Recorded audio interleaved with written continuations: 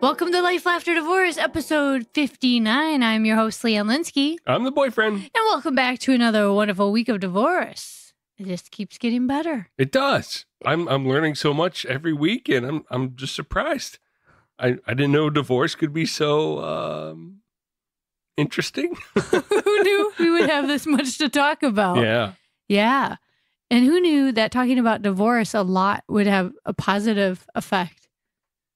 No, I could believe that. Yeah. And it does. Yeah, we've learned a lot from our guests. Hey, while you guys are out there tuning in, make sure you rate, review, and subscribe, but not if you are driving a car. Try voice texting or voice commands. Voice commands may work. Okay, boyfriend is still researching to see if you can rate, review, and subscribe via voice. Yet. I don't think so. Right. So, or if you have your kid in the car with you, do that. But kids can do everything. That'll work, yeah. Yeah. Hey, so welcome back. Yeah, this is part 2. Oh, yeah, you're finishing up your Tracy Malone interview, right? Yeah. We're finishing it up. Last week, she shared with us all of the details of her, really rough experience of going through a divorce and then dating a narcissist and how she got out. And holy cow, that was a lot to take in last week. So this week, Tracy and I get into talking more about what the signs of a narcissist are, like what to watch for, because, as we learned from her last week, you really don't know what you don't know, and you start thinking you're crazy and that it's you and that it's all, you're doing. So this week, we're going to get more into the nitty gritty of what signs to look for, what are red flags, because like in her case, she was always surrounded by red flags. So that was just normal for her. So this week we're going to talk about that kind of stuff. And at the end of this one, dun, dun, dun, there could almost be a part 3. So Tracy's going to come back again, not next week, but down the road. But there is so much to learn from what she's gone through and all of the information that she's acquired since. So in case you missed part 1 last week, you definitely want to go back and catch that. But I should probably tell you who Tracy is just one more time, just in case you're catching up just now. Tracy Malone was a victim of narcissistic abuse and has decided to educate the world on the red flags and signs of abuse. She started a YouTube channel that has reached over 350,000 people all over the world. Her website, narcissistabusesupport.com, has quickly earned ratings of being in the top 50 narcissist abuse websites. She now coaches victims of abuse, hosts a live support group, and her Facebook group has almost 4,500 members from all over the world. Upon learning about narcissists, Tracy figured out why she was a target and why her divorce was called by the judge in her case as, quote, the most tortured divorce in her town's history, end quote. She will share with us some of her tips that she has learned and help you prepare for your battle. Tracy is currently writing a book on divorcing a narcissist with money and his family. This was not a battle she was prepared for, yet she would like to help you prepare and learn from her lessons.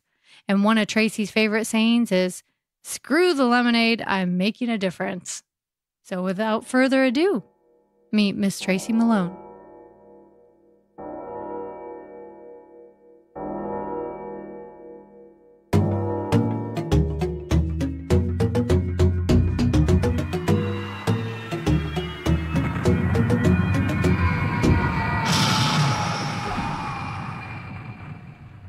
Tracy, welcome back to Life, Laughter, Divorce podcast. Thank you so much. Oh, we have been waiting all week to hear what happens next. Oh, well, I've been thinking about that too. I didn't know what we were going to talk about last week, and now I'm sitting here going, what surprises can I give her today? Well, last week we talked a lot about your personal experience and all that you have endured in your own personal life. With narcissists and these really difficult and toxic relationships and coming out of it. And so the reason that I ended up finding you is because you've become, as you said, an expert on this topic. And you have an incredible website and support group that you've developed. And you're now helping other people. And well, I guess I want to know, how did this come to be? How did you go from that point where we left off last week to where you are now? Well, I wanted to understand this in the beginning, and I looked for everything I could, as I said, YouTube, books, blogs, and then I searched for actual support groups in my area. Someone told me that this woman had one. It was a therapist and 6 women at a time for maybe 6 or 8 weeks. And it was expensive, but I knew at that point I needed real help. So I went into that little support group, and we met once a week, and it was really, really helpful. But I didn't have the next $750. And so I had to leave.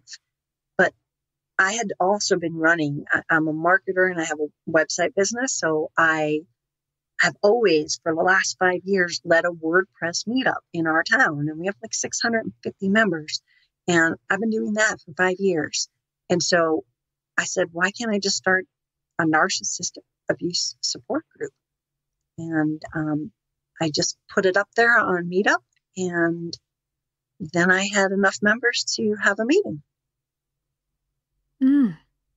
So that was the beginning of learning and working in the groups. But I was a little nervous because I'm not a therapist, and I was pretty fresh, like a newborn of learning about this. So I actually emailed every other Meetup leader in the United States to try and talk to them. And I talked to about 25 or 30 of them. Within 3 days, they all got back to me. Wow. And they gave me tips, found out that some of these groups are AA certified or something. So they have this narcissist recovery program through AA, just randomly in different states, but none of it was all connected. It was just like everyone did it on their own and applied on their own and had their own rules and their own things. I thought, people should know that. I mean, what if someone else just wanted to start that? So they all gave me confidence, gave me ideas, told me to bring tissues. And I went out there and started these groups, and I've been doing them for about 2.5 years now. So that was a really fun thing to start. And I started a Facebook group, and we have about 4,500 members. And I think I have 8 or 9 admins right now. Wow. That's a lot. That is a lot. And it's a lot of people that need a lot of help. So, I just love being a part of that community and my YouTube channel. And I've just been trying to raise awareness. And I work with the Colorado Coalition Against Domestic Violence. And I've seen a different side of the abuse, but it always starts with the emotional abuse of a narcissist. So I just believe that if we all share our stories like I'm doing now, someone else, a light bulb goes off and they become healed and they say, oh my God, I'm not alone. Thank you for sharing that. Mm-hmm. It was really scary to make the video about being arrested. It was scary to tell my father that I had been arrested. And when I did that, Brene Brown was whistling in my ears, telling me, to be courageous and vulnerable. And I did it. And then people from all over the world emailed me and reached out to me and thanked me because they'd never seen another YouTuber that had the experience that they did. And that was just an extra person to help. It was amazing. Men and women, same thing. That's huge. Yeah. That is really good work that you're doing. I mean, I'm just thinking about it. That's got to be hard. And to share your story with your dad even. Yeah, well, I had been arrested the last day of February 2 years ago. And so my son's graduation was May, the very beginning of May. And I didn't tell my dad. And he was meeting me with my brother down in DC for the graduation. And I told them when I was in the hotel room, and I told them that I had to get permission from a judge to leave the state because I was on probation. And, I had worked so hard to keep my son in school, and I did it. And it was an amazing accomplishment. He got lots of grants and things like that, but I still had huge bills every year and no money. So, I was so proud of that, but taking that, what should have been the happiest weekend of my life, and having to just admit that. And we did it before my son was in the room. I didn't tell him till after graduation either. So, oh, your son didn't even know. I didn't want him to know. I was so ashamed. Mm. It was, here I am, a business owner, and my employee was the one who came and bailed me out. Mm. So that was humiliating. And, I am a pillar of the community. I speak on stages all the time about marketing, and here I am, right. in jail. It doesn't make sense. So, it was vulnerability. But as I hear everybody's stories, I empathize with them, and I want to educate the world. I don't know how I made it 57 years not knowing, actually 55 years at the time, not knowing what a narcissist was, but yet I was surrounded by them. Mm. So, and now you've shared this story with your dad and your son. Did you find it more difficult to tell them than you did people on YouTube? Yes. Oh, yes. Yeah. Because Yeah. There's just like an internal shame, and, with two sisters that have mental things and have been arrested and done lots of bad things. I was always the one that, had the great job and had a child. And yes, I had 2 bad marriages, but, I have friends since I'm 5 years old. I'm a very solid person. So it was just like, how could this be? So yeah, but I'm just going to keep on plugging away, teaching people. I bring a lot of experts onto my channel, and I'm trying to bring together the community. So many authors that I just fell in love with don't even know the other authors in this arena. So, people reach out to me all the time from all over. And one lady in Washington, D.C. is trying to plan this giant conference to teach everyone about it. And so there's advocates and people that are out there, and then they call me, and now authors are sending me their book for me to review, because I can reach a lot of people. And right. Well, what I find fascinating about this whole topic is this is typically not a topic that people learn about until they need to. And by needing to, it means it's too late. Exactly. Like you learned, or like I learned, or so many others. It's not something people typically talk about in an everyday conversation. And it's not something that, I think the term is used loosely about people. It's used very loosely in terms of people and personality. And I don't think when it's used, it's always fully understood. And as you're out there educating, the work you're doing is invaluable. And I always think, after personal experience, it's like, why did anybody tell me that? Why isn't this taught in school? Or why isn't this just, these are things that are so common, but yet no one talks about. And I think you hit on the nail on the head when you're talking about shame and the stigma that's associated with the results of this. It's so common, and yet we feel like it's our fault, and that we can't share our story with other people because we're going to be judged by it. And so what you're doing is phenomenal. And as you're telling people, and this is why we do this podcast, is so that we can learn from other people's experience, and hopefully not our own.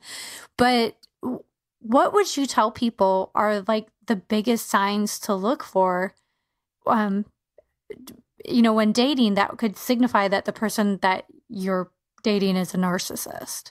I mean, we talked about some of them, but do you have more detail on that? Because it seems like it's obvious, but I don't think it's always obvious.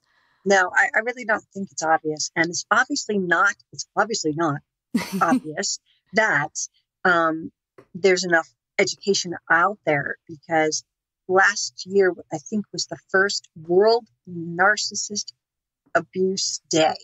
And June 1st this year is another one. And on their website, the stat of the victims in the United States is 158 million people. So that's victims. That's only people who know they're victims. Exactly. And that's half of our population. So people are having their friends and their cousins and their neighbor have a horrific divorce, and they don't know how to identify it. So if your neighbor's having a horrific divorce and you heard about gaslighting, or you heard about like some of the red flags, like love bombing and, the soulmate scam and things like that.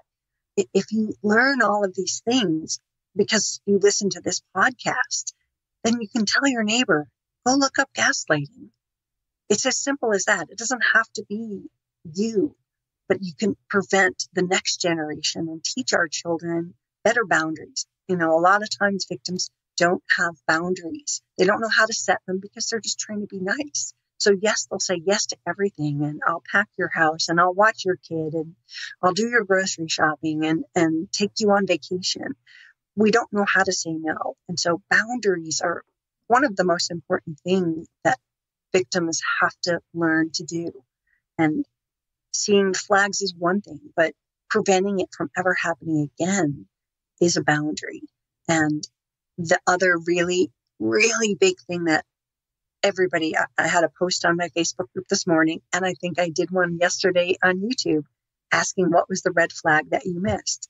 And so many people, I didn't listen to my intuition. Yes. My intuition told me, but I didn't listen because he was so sweet and charming. Or she, because there's plenty of women narcissists too. Mm-hmm. That's so true. Why is it that we tend to try and, especially, I don't know that men, I don't know this for a fact or not, but I'm guessing that women probably do this more often than men, because we don't want to come off as, and we can swear on this podcast, but we don't want to come off as, I don't know what better word to use, as a bitch, right? Because if we tell somebody, if our gut is telling us something's wrong, we worry that people are going to think we're being dramatic or we're being bitchy by saying, I'm not comfortable with this, or something's wrong here, because we're fearful of retaliation or that will hurt somebody's feelings. Exactly. But that's a really weird thing. And we're animals first and foremost. Animals have good intuition, right? Oh, absolutely. And when you get to a point of recovery, like me, I put people in 3 buckets. They're victims, so they're angry, they're fear, they're, confused. That's like, oh my God, the deer in the headlights, kind of stage. Then the next one is that you are a victim. You have to know that you are a victim in order to forgive yourself and go, oh, when you start to realize that, then you start to get stronger. And a lot of people are like, don't call yourself a victim, but you have to know you were, so that you can learn how never to be again. Like I didn't after the husband, the first husband, and then the boyfriend got me. And so you have to know, oh gosh, I have stuff to learn. And then you have to learn about yourself. And that's in the survivor. I made that word up. Survivor category, that you're learning self-love, and you are, instead of hopeless or hopeful, you are bountiful and full of gratitude.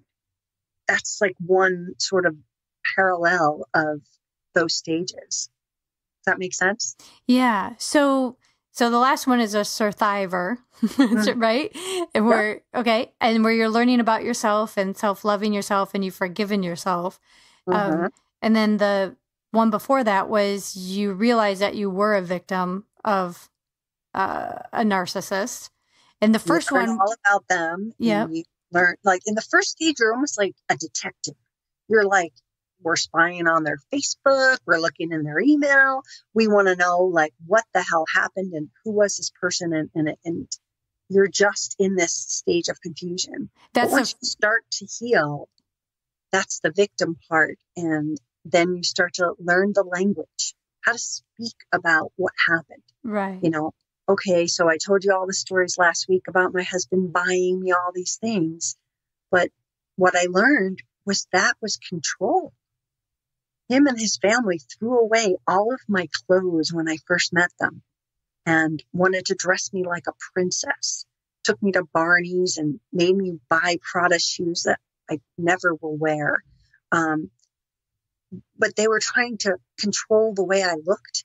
They were trying to control this appearance, the same thing they were trying to do with my son and him having to go to a certain type of school. That's control. Mm-hmm. And when someone starts to take your control and you don't feel like you, then that is when you become a victim. And you have to be able to see someone was controlling you. And that's why it felt icky. That's why your intuition was going, you know, this doesn't feel right. Yeah. Yeah. And I think on your point of control, people can be controlling in many ways, right? Like, it's not just, it's not always done in a mean way. You know what I'm saying? Like you said, like, a lot of people aren't going to say, buy me Prada shoes. I'm not going to consider, control me.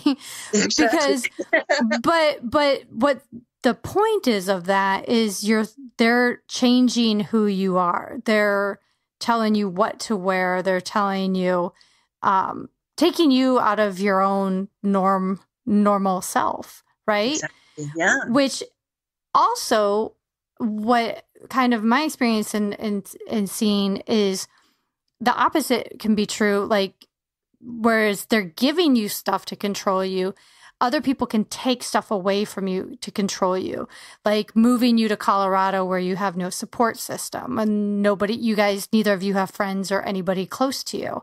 And that, I believe, is a very common trait of a narcissist, is removing you from your support system. Exactly. Because if they gave you clothes and wanted to change your image, did you also change your friends and people you surrounded yourself with? Oh, yeah. Yeah. Oh, yeah. Yeah. Mm-hmm. And it was even those lavish vacations. They used to take us to Argentina, but I would come back and be complaining. I would complain to my husband. I would complain to all my friends. It was just like the weirdest vacations of my life.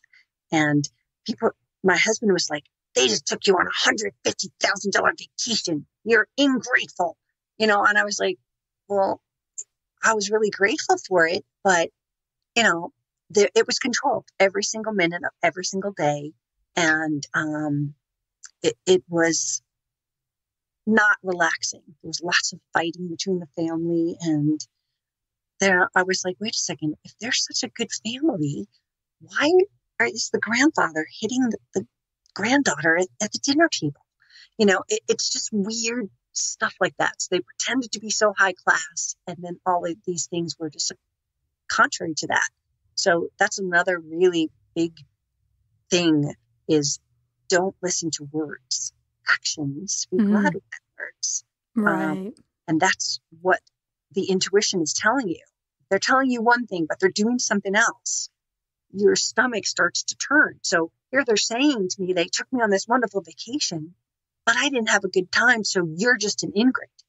Calling me an ingrate for not appreciating the vacation, when I more than anything appreciated everything they did for me.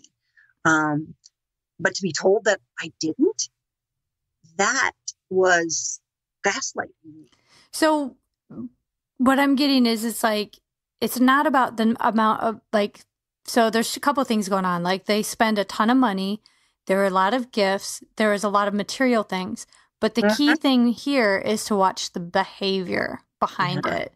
Because like you say, $150,000 vacation with people who are mean to each other is much different than a $150,000 vacation where you're enjoying yourself. Right. Okay. Exactly. Yeah. There was just a lot of pressure, a lot of stress, and I never had a good time. And I never figured it out until I learned about narcissistic abuse. And I learned about the control that they had over me, which made me lose myself. So, you know. And so some of the other things that I noticed you have mentioned a couple of times that were consistent too was they had other affairs and things going on. So there was a lot of lying. Yes. Where they would disappear and things weren't matching up. Mm-hmm. Did you ever spend a lot of time going through and trying to figure things out? Or did there come a point where you were like, things aren't adding up? No, because I was so tricked by the act that he would pull in front of all the friends. And, you know, and he was just so loving and kind. If he went out of town, I would find 15 I love you cards around the house. Like they'd be in the refrigerator. They would be in the car. You know, they would be under my pillow in the drawer where I get my mascara. How do you not think that person doesn't love you? Right. That wasn't a material gift, but he would do it. If it was Post-its, they would be everywhere. Right. Because they're very good at lying. And that's the other thing. Because I think when we talk, I don't know about your experience, but I know from my experience, when you talk with people about it, they're like, well, didn't you know? How did you not see that? To me, it was so clear. Because when you're in it, they're very good at covering up their tracks. So things seem very normal. But yet... Right. And as a child of a narcissist that was taught to not pay attention to my emotions because they didn't matter. That was what I was used to. So if you did have intuition, you were told that you were used to covering it up. And so one last question on this behavior and stuff and things to look for. On the vacation, when you said you had a good time and everything, I'm curious, was it... What can you give like an example of what those occasions were like? That because were there red flags with him himself or just his family? You know, it was mostly, he was always different around his family than he was. And when we moved to Colorado, he just became a completely different person, some in good and some in bad. But he would act differently in front of them and be very, very attentive to his mom. And like, if you're walking down the street, his arm would be at his side, you know, and put your arm through it. And, you know, he was very gallant. And at the same time, that was all an act. But, you know, we get trapped into that. And I forgot the point of that one. No, where you know, when you go on the vacations and you would have a good time and everything, but you knew certain things weren't right. And I think like what you're saying there is basically they have narcissists have a mask they put on for everybody. But once you see it off, that's who their true selves are. Yeah. But they're very good at pretending. They're like little chameleons. Yeah. And they made me lie. That's actually going to be the name of my book that I'm writing, is the lies they made me keep. And I'm not going to get into all of them, but they made us pretend that we never went to Argentina every year. And watch the stories in there. You can read the book when it comes out one day. We're curious now, Tracy. Yeah, we had to pretend. And I made a Facebook post that we were sitting in an Argentina airport on Christmas Eve and waiting for our flight to Bariloche to go. And they were going on strike. So I wrote on Facebook very innocently, please don't let them go on strike.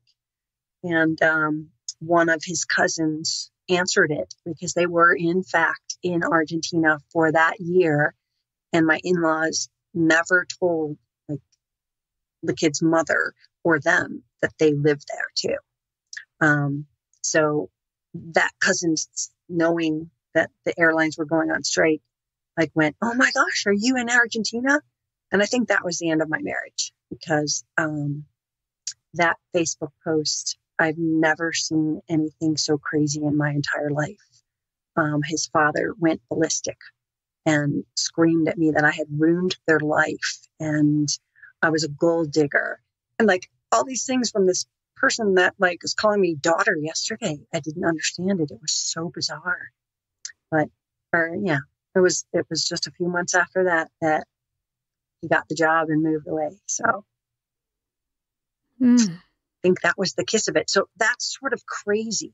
That's sort of cray where, you just don't know like what kind of mood they're going to be in, or just to be around them was just, it made me actually physically sick. Right. I started getting, I had to have my gallbladder removed suddenly. And I just was always sick because I was so unhappy. And now I've learned the correlation between physical pain and psychological, emotional abuse, and how it can actually make you very sick. Right.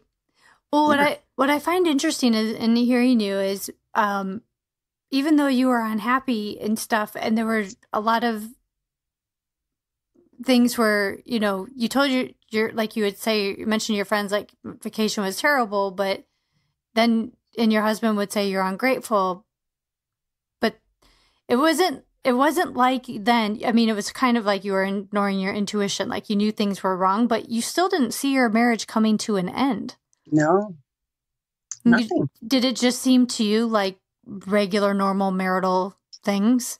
Yeah. And then it was like him learning to be a father. He came in with an 8-year-old, so he, discussions would be all, his mother made him fold the napkins that way, honey. So if he wants you to fold the napkin, fold the napkin. So it was that sort of learning to be a father, learning to, you give up your own weekends to go to soccer, things like that. But that was all, in this very loving way. Again, cards all over the house, calls every day, texts at work, I miss you, so it was out of the blue. Right. Very interesting. Very interesting. And because I can hear a lot of you looking back and you seeing things differently than you did. Yeah. Because you probably would have told this story much differently when you were together. Right. Oh, yeah. Right. I definitely thought I lived in a fairy tale. Well, I'm curious and you touched on this in the first part of our talk last week. When you leave somebody, there's a no contact. When you leave a narcissist, let me be specific. When we leave a narcissist, there's a no contact rule. Do you want to talk about the importance of that? Yeah. That's something I think most people have a hard time with.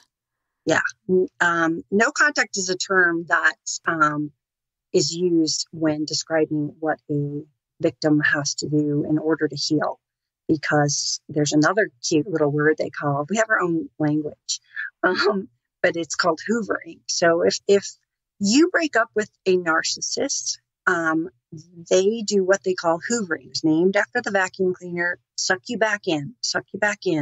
Most people stay with a narcissist and break up 7 times. Really? Yeah. And so it's this thing, because you get this intermittent, like they turn all the love on. The cycle begins. Now you're in that idealized because they're making up to you, and then they start to slowly go back to their own ways, and it runs this cycle. So when they're doing the which one were we talking about? The no contact. The no contact. So what they're telling you is that no contact is your only way to heal, because if you let them back in, they're going to try to come back in. And each time they come back, they're going to be worse. But by going no contact, it's kind of the only way to emotionally heal. It hurts more at first, and nobody likes it. But, and I'm sure it will be broken before you know it. But if you don't go no contact, you will just get sucked back in. You'll be sucked back into the drama and you won't be able to break free. Narcissists don't like it when you break up with them. So they'll do that hoovering thing. And very often if you break up with them, they'll hoover you back and then they'll decide to break up with you, but not until they've got a new supply lined up. So, that's part of the understanding. Yeah. Again, no contact. They can't do that cycle again. Right. And no contact is important because I think a lot of people think, oh, answering a text is okay. Or no, I need to get this back from you. There's nothing you need to get back. You can buy a new one. Your sweater, your sweatpants, your favorite stuffed animal, whatever it is you left there, get a new one. Because the minute you respond to one text, one call, one anything, they know that they have a foot in the door. Yeah. The hard part is when someone was unlucky enough to have children with a narcissist, male or female. The children are so often used as pawns, and that parent can't do anything. They have to contact, right? Yeah. But they're going to be abused until the kids are gone. They don't go away easily. They get narcissistic injury and they abuse the mothers or the fathers, lying to courts and telling them they're terrible parents, they're crazy, they're alcoholics, just trying to steal the money, hide the money. There's so much that they do when they're divorcing. It's pretty sad. Yeah. And even if the divorce is over or if it's just dating and you hadn't been married and you're dating a narcissist, they may not come back for months or a year, but they will always come back. It could be a long period of time, not just a short period of time. Oh, yeah. It could be even years. I've heard things like that where people come back years later and they, to what you said, I think that's super important to know because this is very true, is what you said is when they come back, they will be twice as bad as before. Right? Yeah, because they know they have you. Right. They know you're willing to go back to the place they were at, which was their low. And if they start you there, they're going to, just take you lower, take more, take more money. So many people lose money to them. I know people that have lost, $450,000. Just crazy, crazy stories. So when they come back, they're worse. And I think that one narcissist that had me put in jail,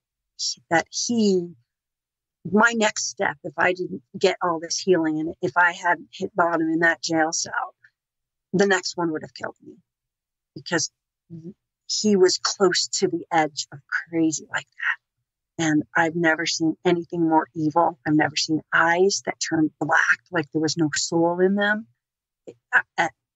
Nothing. It was very, very bizarre. And so I think the next one would have killed me. And I'm really glad that I learned about it because you tolerate more, you go lower and lower and lower. Mm-hmm. Where you are and your standards of what you'll take, your boundaries are shot and they know that. So you're just vulnerable to a worse predator. Yeah. And I think a really key thing here is what you had mentioned was that you had been surrounded by narcissists most of your life. So it seems like a natural place where you would find yourself. But a lot of people, that's not necessarily the case. And a lot of people are successful men or women in business. I mean, even you had your own business. You were an entrepreneur. You had done all kinds of awesome things. And it's not that this could happen only to people, very meek and mild and victim-y. You can't pick them out. This can happen to independent, confident, normal people because these people are very charming. Yes. They're very good chameleons and I guess I would say they're very good actors. They are. Yeah. And that's the other thing because I think for me, I know that I would look at people and be like, what were you doing that you were in such a place and do that? And then till it happens to you, you don't realize that these people are very good at what they do. Like they're built this way. So this is how they operate since a very young age. And it's not like, anybody ever went into this saying, oh, I'm going to go find someone that's going to be really mean to me, but I'll be nice to them. Yeah. We don't go into it like that. We go into it with the fairy tale love story. Yes. The person that's declaring that you are different than anyone else. They have to be around you. You're smothered. You're just adored. And they're telling you everything you've ever wanted to hear. And, someone put on my YouTube video this morning, one of the comments was, it was amazing how many things we had in common. I should have figured out that no two people would have that much in common because they pretend.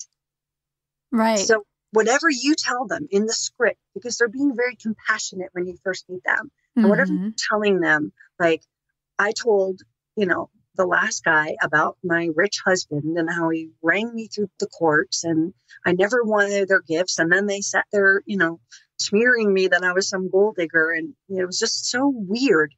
I call him 3X, exactly what I had been through. So he knew what I had taken. Yeah. And then I started to tell him, how I felt about it. And it was, I gave him the script. I told him I like cupcakes. He likes cupcakes. Isn't that funny? Let's go on a cupcake crawl around Denver. I was like, wow, a man who likes cupcakes. Awesome. And whatever you like to do, they like to do. Yes. I mean, he started going to my restaurants. I still think he goes to my pizzeria. And everything that you love. My husband, I love photography. He loved photography. It was just like, oh, they're so perfect for me. Have you ever met someone with the same, like, providing snacks for the entire building? No, we're perfect for each other. That's the person you fall in love with. They're a very good listener. They reflect. They're like mirrors to you. Yeah. And so that's something a red flag people should know, that if anyone is just like exactly like you, there's got to be something different, because it's an act. If it's not, nothing is that perfect. Yeah. It's actually better if you do have difference of, some interests at all. Yeah. Gosh, there's so much to be learned about this topic. And I feel like even though we could tell people and stuff, I think it goes back to what you had said before. It's like, listen to your intuition. If you feel it's wrong, it probably is. Yeah. And definitely. You know what? And I don't know if you did this, but when you think back and you those times where you're like, something might be a little bit off. No, I'm just being whatever. Even when we talk to our friends, has this happened to you where your friends are like, well, and they'll ask you something and you find yourself not telling them the whole truth because you don't want to think you're saying something bad about that guy?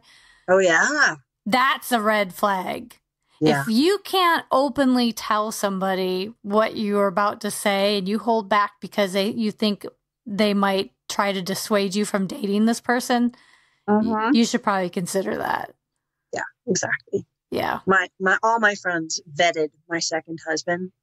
I mean, they're like, you are not marrying someone unless we all really, really approve. Because apparently, until I was getting a divorce, no one told me that about the first husband. So now they were going to be very, very strong on making sure that the guy was right. And I hold them all responsible now because they were like, the popular vote. Without that, I might not have gone all the way. That's right. Exactly. Shake your fist at them. No. So, well, this has been so informative and so extremely helpful. We could probably talk about this for days. And I know you have a lot of information and you have all of this stuff on your website, which we're going to put the link and everything in the show notes. And you have your YouTube channel, you have your Facebook group, you have all kinds of ways people can reach out to you for support. And podcasts. Yes. Yes, and we'll put the link and everything in our show notes for that too, because I think there's just so much. If you had like one final, if there is possibly like to bring it down to like one thing of advice, or just some words of wisdom for somebody who's experiencing this or has experienced this, what would that be? My first gut as you were saying that was to kind of speak to people who might have friends that are going through this and might not see themselves in it right now.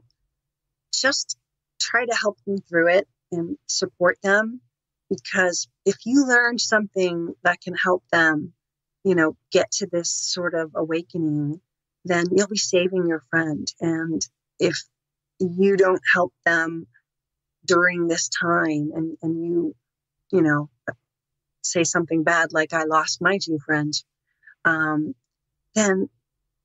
you're not really that friend. A sister, a brother, an aunt, a cousin, a niece, somebody that you're working with is having difficulties. Look this up and help them. And for survivors, I say don't stop learning. Just keep on learning and stop being a victim. Go through it, but start to enjoy self-love and understand that you're worth it. You're worth more than we've taken. And it's better to be alone for a little while and then be with the wrong person and lose more years. So learn to love yourself, and that's all I got.